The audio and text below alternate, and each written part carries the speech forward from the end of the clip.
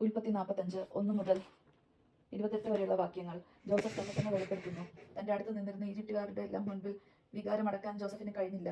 അവരെല്ലാം പുറത്താക്കാൻ അവൻ ആജ്ഞാപിച്ചു. അതിനാൽ ജോസഫ് സഹോദരന്മാർക്ക് തന്നെ വെളിപ്പെടുത്തിയപ്പോൾ മറ്റാരും അടുത്തുണ്ടായിരുന്നില്ല. അവൻ ഉറക്കെ കരഞ്ഞു. ഈജിപ്തുകാർ ഫറോവയുടെ വീട്ടുകാരും അത് കേട്ടു. ജോസഫ് സഹോദരന്മാരോട് പറഞ്ഞു, ഞാൻ ജോസഫാണ്. എന്റെ പിതാവ് ഇപ്പോഴും ജീവിച്ചിരിക്കുന്നുവോ? ആകെ സ്തംഭിച്ചു പോയി. അവർക്ക് സംസാരിക്കാൻ കഴിഞ്ഞില്ല.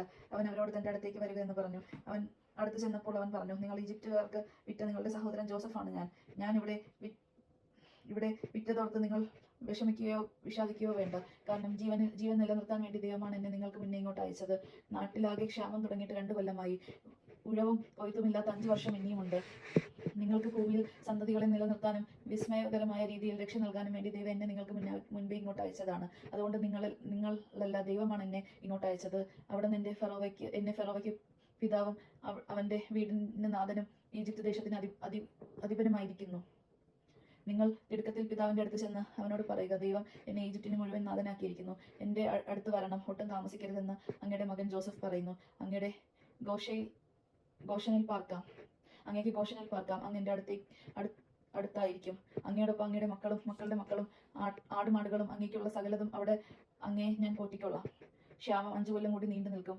അങ്ങ് കുടുംബവും അങ്ങേക്കുള്ളവരും പട്ടിണിയിലകപ്പെടാതിരിക്കും. ഞാനാണ് നിങ്ങളോട് സംസാരിക്കുന്നത്. നിങ്ങൾ എൻ്റെ സഹോദരനായ ബെഞ്ചമിനെ നേരിൽ കാണുന്നുണ്ടല്ലോ.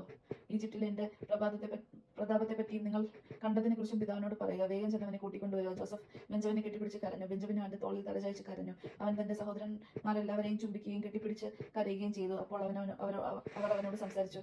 ജോസഫിന്റെ സഹോദരൻ വന്നിട്ടുണ്ട് എന്ന വാർത്ത ഫറോവയുടെ വീട്ടിലെത്തിയപ്പോൾ ഫറോവ ദാസന്മാരെ സന്തോഷിച്ചു. ഫറോവ ജോസഫിനോട് പറഞ്ഞു, നിന്റെ സഹോദരന്മാരോട് ഇപ്രകാരം ചെയ്യാൻ പറയുക.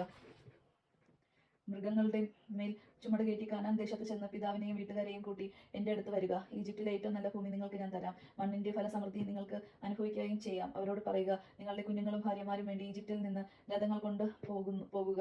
നിങ്ങളുടെ പിതാവിനെ കൂട്ടിക്കൊണ്ടുവരിക. നിങ്ങളുടെ വസ്തുവകകളെ പറ്റി ഉത്കണ്ഠ വേണ്ട. ഈജിപ്തിലെ ഏറ്റവും നല്ലതൊക്കെ നിങ്ങളുടേതായി തീരും. ഇസ്രായേലിന്റെ മക്കൾ അങ്ങനെ ചെയ്തു. ഫറോവയുടെ കൽപ്പന അനുസരിച്ച് ജോസഫ് അവർക്ക് രഥങ്ങളും യാത്രയ്ക്ക് വേണ്ട വകകളും കൊടുത്തു.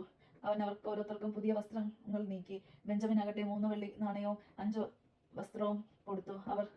അവൻ 10 കഴുതകളുടെ പുറത്തിരുന്ന് ഈജിപ്തിലെ വിശിഷ്ട വസ്തുക്കളും 10 പെൺകഴുതകളും പുറത്ത് ധ്യാനവും അപ്പവും യാത്രയ്ക്ക് വേണ്ട വകകളും തന്റെ പിതാവിന് കൊടുത്തയച്ചു. അങ്ങനെ അവൻ സഹോദരന്മാരെ യാത്രയാക്കി. അവർ പുറപ്പെട്ടപ്പോൾ അവൻ പറഞ്ഞു, വഴിക്ക് വെച്ച് ഷണ്ട കൂടരുത്. ഈജിപ്തിൽ നിന്ന് പുറപ്പെട്ട് അവർ കാനാൻ ദേശത്ത് തങ്ങളുടെ പിതാവായ യാക്കോബിന്റെ അടുത്തെത്തി. അവർ അവനോട് പറഞ്ഞു, ജോസഫ് ജീവിച്ചിരിക്കുന്നു. അവൻ ഈജിപ്ത് മുഴുവന്റെയും ഭരണാധികാരിയാണ്. അവർ പോയി. അവൻ അവരെ വിശ്വസിച്ചില്ല.